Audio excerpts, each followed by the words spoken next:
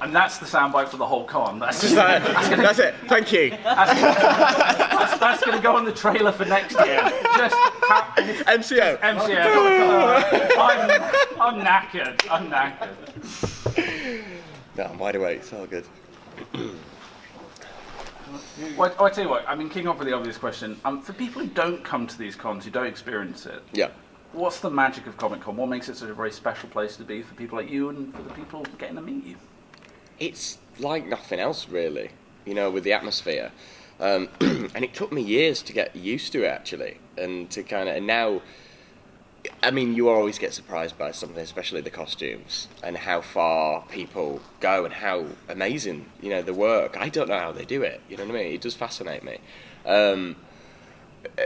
For me, the best bit is meeting whole families. I like talking to the kids and stuff like that, whether they're dressed up or not, especially when they're talking about, Primeval and how they watched it as a family. I really enjoy it. That means a lot to me, because then, you know that you've made an impact and you've done something right. It's weird when they turn around to you and you go, "Oh, you were my childhood." You know what I mean? I'm like, I'm really old now, aren't I? Because you're like, God. But then it's special, it's special. So the whole thing, the atmosphere is brilliant, especially on a Saturday at MCM. I mean, it's crazy. It's crazy down there already. And I know it's just gonna get rammed. Going to the toilet is not my favourite thing because it takes forever to get through the crowds, doesn't it? Try getting a coffee. I know. So you were saying about meeting families and stuff. Yeah. Do you think it's that kind of family draw that made Primeval such a successful show? Yeah, and I don't know why it was that successful. I mean, I liked it, but I'm biased. So, one thing I will say is when Hannah and I got given the first couple of episodes on DVD before anybody else to have a look, I think we got given the first 4. We couldn't stop watching it as well, and it weren't just about us being in it. We were like, because the great thing about Primeval is that on a Saturday night we watched it like anybody else, because we didn't know what it was going to look like. We were like, is it going to look naff, that bit, you know what I mean? Because nothing's there, and then you watch it, you go, we look wicked. So I guess a lot of people who are in special effects, I've never done much special effects in the big budget film type stuff, but I guess it's the closest I've got to it. But as for why it was successful, I think there was something about the 5 of us they got right. Weirdly, we didn't do chemistry reads or anything. I didn't even read with Hannah. And just something clicked on set. We were all really random people put together, and we all had a lot of traits of our characters for sure. Douglas Henshall is an amazing actor. He is very serious, and he did think I was mental. So that was, it was like what was on the screen, and but there was a respect between us. And like when he left, we were gutted. You know what I mean? I was really devastated, kind of losing me dad in the show. You know what I mean? So, but selfishly, that lended to Connor loads more story arcs and stuff. So. He kind of did me a favour in that respect, like professionally. But yeah, when they split up the team, and like when Stephen died, and so suddenly you're like, oh God, this is changing. And it was kind of just me and Hannah and Ben Miller left at the end. I mean, what was it like dealing with it when they were doing those kind of soft reboots of the show? In what respect, what do you mean? Well, just when they change the timeline and then you come back and then it's all different. Oh, we never knew what to expect. And don't forget as well, we got episodes sometimes we'd read and we got, oh, that's mental. And then we'd had a rewrite and it had completely changed. Whether it was to do with budget or whether it was to do with location and stuff. So until we were literally a couple of days before, we didn't get too attached to what was going on. And also, when we got to the location, obviously they write all this stuff. They plan it as much as they can. I mean, Framestore was the guys at the start with us. We were all learning together. Even Framestore said we'd never done effects like this on a TV scale with this limited budget. So we were all learning together, which was cool. And I love that kind of... I mean, I made the making of, I directed the making of, so I got to go to Framestore and see how they did it. I even went to the toy factory and saw them sculpting our toys. So I was like in the right place at the right time. How does it feel to have a toy of yourself? I'm used to it now. It's still cool. When it first happened. Oh mate, it was mental. It was like, dude, like, I'll tell you a story as well. I've said this before. They did all the sculpts and they literally just took lots of pictures of us moving around. And so they freehand sculpt them, which is really talented. So it wasn't the laser thing that they often do. So they really did genuinely look like us. But they sent all the prototypes to Impossible Pictures, and they said, yeah, we like him, but Connor looks too handsome. It's not a bad thing, is it? Honestly, no, but they sent it back. So now I'm the only toy who's kind of going. We like it, but maybe less They put handsome. like a smirk on my face. I was like, guys, it's me face. Through your time with Primeval, is there a certain episode that always stands out to you, like that grabs your heart, like has some sort of real connection to you?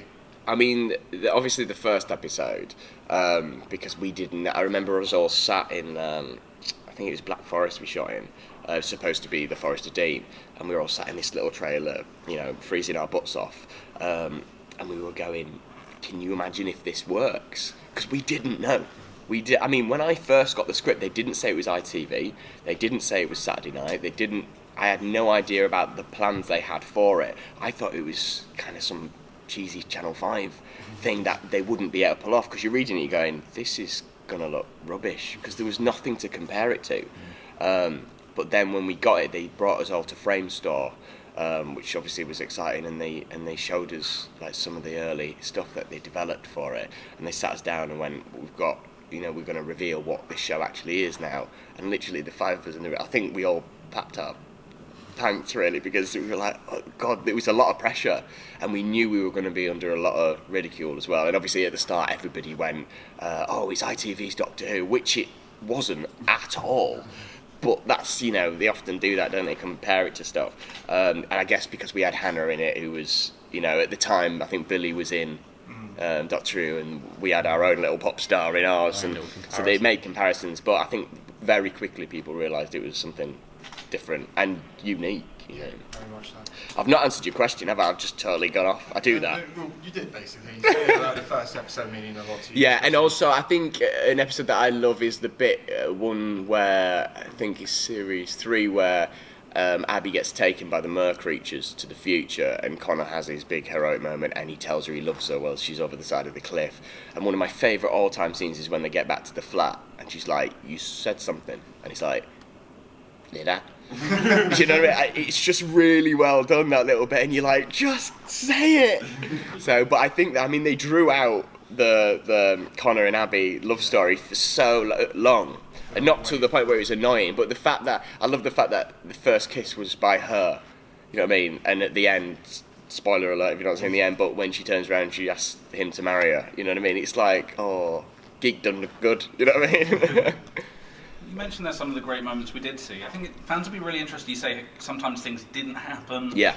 Is there anything specifically that you remember that you read and you thought, oh, this is going to be amazing? I didn't read it, but I know there was an episode where they had plans, and I think it was down to budget that they didn't do it, was Diplodocus coming through, which that's my favourite dinosaur, so just the sheer scale of it and the fact of what we'd have to do. Obviously, it wouldn't be a predator in any, but it would be smashing stuff up and confused, and they were going to do like parasites, because the parasites would have been huge, that would carry, and they were dropping off, and we were having to deal with them, so that would have been a cool episode if we didn't do that. And I always said I just wanted to ride a jet ski at some point.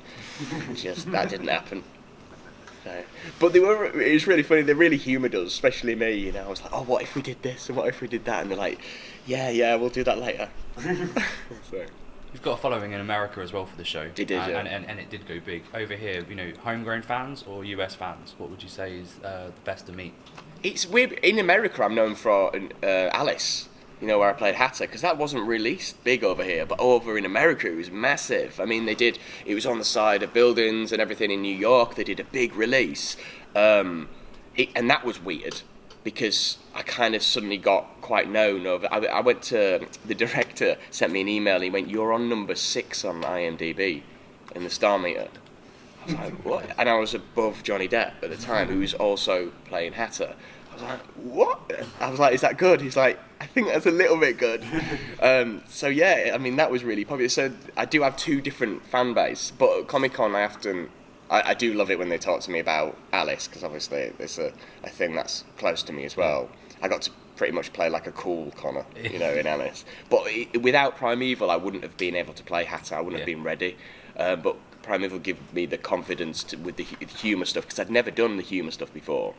I'd only ever played psychopaths. That was my whole, or messed up kids. I've played Nero, I've done, that was my early career. That was what I was known for. I got called in for the real messed up characters, and I kind of fell into that thing. I thought, that's my thing. And then when I got Primeval, I was like, oh no, I've got another thing, which I didn't, and then getting quite famous for being a real nice person was nuts, because obviously I've been working for years. I didn't get it till I was 25. I've been working since I was 7. So you're like, oh, people like me. Yeah, it was nuts. And then I got worried because I was like, oh no, everyone thinks I'm nice all the time, and I don't want to not play the baddies as well. So, but it's cool. I guess I'm lucky like that because I've had such a varied career like that. When I'm in a show, you don't quite know what I am going to be because I've done both. So, and I'm lucky because I get brought in for all the random stuff.